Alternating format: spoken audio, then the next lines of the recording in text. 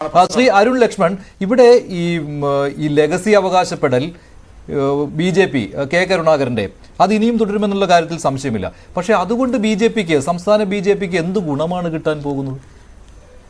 അല്ല, കെ കരുണാകരൻ എല്ലാ കാലത്തും ഈ ഗുരുവായൂർ പോകുന്നത് മുതലുള്ള ഒരു ഹിന്ദു ഐക്കണായിട്ട് കുറേ കാലത്ത് ഉണ്ടായിട്ടുണ്ടായിരുന്നു. അപ്പോൾ കരുണാകരൻ്റെ അങ്ങനത്തെ ഒരു ലെഗസി ബി ജെ പിക്ക് എല്ലാ കാലത്തും കരുണാകരൻ എന്നുള്ള ഒരു ഫാക്ടർ, ഇപ്പം നേരത്തെ ശങ്കുട്ടിദാസ് പറഞ്ഞതുപോലെ ഒരു പൈതൃകം അവകാശപ്പെടുമ്പം പത്മജ വേണുഗോപാലിലും അത് അവകാശപ്പെടാം. പത്മജ വേണുഗോപാൽ ഇപ്പം BJPയിലാണുള്ളത്, സ്വാഭാവികമായിട്ടും ആ ഒരു സാധനം അവർക്ക് ഉപയോഗിക്കാം. പിന്നെ കെ കരുണാകരൻ എല്ലാ കാലത്തും കേരളത്തിലെ ഒരു വലിയ ടോളായിട്ടുള്ള ലീഡറായിരുന്നു. കരുണാകരൻ ഇപ്പം നേരത്തെ പറഞ്ഞതുപോലെ 9 MLA മാത്രമുള്ള സമയത്ത് 69 വന്നു ഫൈറ്റ് ചെയ്ത് EMS നമ്പൂതിരിപ്പാടിനെ പോലത്തെ ഒരു വലിയ തീക്ഷ്ണശാലിയ ഒരു മുഖ്യമന്ത്രിയുടെ ഗവൺമെൻറ്റിനെ മാറ്റി ഫോം ചെയ്തു. കോൺഗ്രസിനെ ശക്തമായ ഒരു പാർട്ടിയാക്കി മാറ്റി. കേരളത്തിൽ UDF എന്നുള്ള ഒരു മുന്നണി രൂപീകരിച്ചു. അപ്പോൾ അങ്ങനത്തെ ഒരാളുടെ ലെഗസി സ്വാഭാവികമായിട്ടും BJPക്ക് ഒരു സാധ്യത ഉണ്ടായി കഴിഞ്ഞാൽ ഒരു എക്സ്പ്ലോർ ചെയ്യുന്നതിൽ തെറ്റൊന്നുമില്ല. അപ്പോൾ അതാണ് BJP ചെയ്യുന്നതെന്ന് എനിക്ക് തോന്നുന്നത്. പിന്നെ പത്മജ വേണുഗോപാൽ അദ്ദേഹത്തിൻ്റെ മകളാണല്ലോ, അപ്പോൾ അവർക്ക് ആ ഒരു ലെഗസീൻ്റെ അല്ലെങ്കിൽ ആ പൈതൃകത്തിന് പത്മജക്കും അവകാശപ്പെട്ടതാണ്. ഇപ്പോൾ ശംഖു പറയുന്നു ഇങ്ങനെ ഒരു ഇടനിലക്കാരൻ്റെയോ ഒരു പാലത്തിൻ്റെയോ ഒന്നും ആവശ്യം ഇവിടെ വരുന്നില്ല എന്ന്, ഇല്ലേ? പക്ഷെ അത് താങ്കൾ തുടക്കത്തിൽ പറഞ്ഞത് ആ ഒരു ഡിപ്ലോമസിയെ കുറിച്ചാണ്. ആ ഡിപ്ലോമസി ഇനിയും തുടർന്നുകൊണ്ടേയിരിക്കും. ഇങ്ങനെ ചില പാലങ്ങൾ എല്ലായിടത്തും BJPക്ക് ഉണ്ട്, അല്ലേ? അല്ല, BJP മാത്രമെന്നല്ല, ഇതിൽ എല്ലാവർക്കും അതുണ്ട്. അത് മാത്രമല്ല, ഇപ്പോൾ ഈ കോൺഗ്രസിൽ നിന്ന് ഒരാൾ BJPയിലേക്ക്, അതൊരു പ്രമുഖ വ്യക്തിത്വം BJPയിലേക്ക് പോകുമ്പോൾ അതിങ്ങനെ ഒരു പാലവും ആ വ്യക്തിത്വവും പിന്നെ BJPയും മാത്രം അറിഞ്ഞുകൊണ്ടുള്ള ഒരു ഇടപാട് എന്ന് മാത്രമല്ലല്ലോ, അതിന് പിന്നിൽ മറ്റൊരു പാർട്ടി കൂടി ഉണ്ടാവും കേരളത്തിൽ വരുമ്പോൾ, ഇല്ലേ? കാരണം ഇതിൽ ഏറ്റവും കൂടുതൽ സന്തോഷിക്കുന്ന ഒരു പാർട്ടി എന്ന് പറയുന്നത് CPM ആണ്. അല്ല, CPMന് ഈ ഒരു പത്മജ വേണുഗോപാൽ BJPയിലോട്ട് വന്നത് CPMന് കൃത്യമായിട്ടൊരു ഇലക്ഷനിൽ CPMന് ഉപയോഗിക്കാൻ പറ്റുന്ന ഒരു സാധനം തന്നെയാണ്. കൃത്യമായിട്ടും ഇലക്ഷനിൽ, അതായത് ഇപ്പം നിതിൻ ചോദിച്ചതുപോലെ ഈ ചോദ്യം തുടരെ പബ്ലിക്കിനിടെ ചോദിക്കാൻ പറ്റും. ഇനിയും നാളെ കോൺഗ്രസ്സുകാർ അങ്ങോട്ട് പോവില്ലേ, അല്ലെങ്കിൽ പോയാൽ എന്ത് ചെയ്യും? അപ്പോൾ അതിന് ഉള്ള കോൺഗ്രസ് ഡിഫൻസിലാവും. അതാണ് ഒരു വലിയൊരു സാധനം. ബിഫോർ ഇലക്ഷൻ്റെ തൊട്ട് മുന്നേ പത്മജ വേണുഗോപാലിനെ പോലത്തെ, ഇപ്പോൾ പത്മജ വേണുഗോപാലിൻ്റെ കോൺട്രിബ്യൂഷൻ എന്താണെന്ന് ചോദിച്ചു കഴിഞ്ഞാൽ അത് നമുക്കൊരു ഡിബേറ്റബിൾ സബ്ജക്റ്റാണ്. പക്ഷേ അവർ KPCC ജനറൽ സെക്രട്ടറി ആയിരുന്നു, ATDCയുടെ പിന്നെ ചെയർപേഴ്സൺ ആയിരുന്നു, എല്ലാത്തിനുപരി കോൺഗ്രസിൻ്റെ ഗ്രൂപ്പിൽ വളരെ ശക്തമായിട്ടുള്ളൊരു സാന്നിധ്യമായിരുന്നു.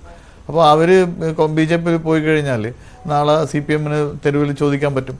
നാളെ മറ്റുള്ള നേതാക്കന്മാർ, ഇപ്പം നിതിൻ വളരെ ക്ലിയർ ആയിട്ട് ചോദിച്ചല്ലോ, നാളെ മുരളീധരനോ അല്ലെങ്കിൽ മറ്റുള്ളവരോ BJPയിൽ പോവില്ല എന്താണ് ഉറപ്പെന്ന്. ആ ചോദ്യം ഇപ്പോൾ ഇലക്ഷൻ്റെ പടിവാതിൽ നിൽക്കുമ്പം ഈ ചോദ്യം പബ്ലിക്കിനുള്ള ഇൻഫ്ലുവൻസ് ഉണ്ടാക്കാൻ പറ്റും. സ്വാഭാവികമായിട്ടും CPM അറ്റ് ആൻ അഡ്വാൻറ്റേജ് അതിൽ. പിന്നെ CPM ആണോ ഇതിൻ്റെ പിന്നിൽ വർക്കൗട്ട് ചെയ്തതെന്ന് നമുക്കറിയാത്ത കാര്യമാണ്. പക്ഷേ ഈ ട്രാക്ക് ടു ഡിപ്ലോമസി പോലൊരു സാധനം എന്തായാലും നമ്മൾ ഈ പണിയെടുക്കുന്ന എല്ലാവർക്കും അറിയുന്ന കാര്യമാണല്ലോ.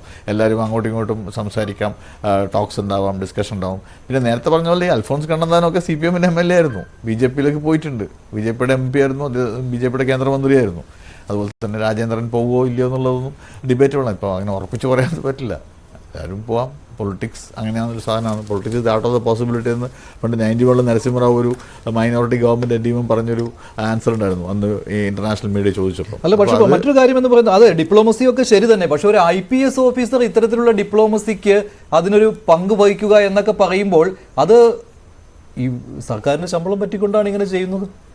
അല്ല, ഇപ്പം വേറെ പങ്കുവെച്ചു നമുക്ക് ഉറപ്പിക്കാൻ പറ്റില്ല. പക്ഷേ കെ മുരളീധരൻ അത് ഉറപ്പിച്ച് പറയുകയാണ്. അദ്ദേഹത്തിന് വിവരം കിട്ടിയിട്ടുണ്ടാവുമല്ലോ. അതിപ്പോൾ ഈ മാധ്യമപ്രവർത്തകർക്കിടയിലൊക്കെ ഇത് പരസ്യമായ ഒരു കാര്യമാണ്, ഇങ്ങനെ ഒരു ഇടപെടൽ നടന്നിട്ടുണ്ട് എന്നുള്ള കാര്യം.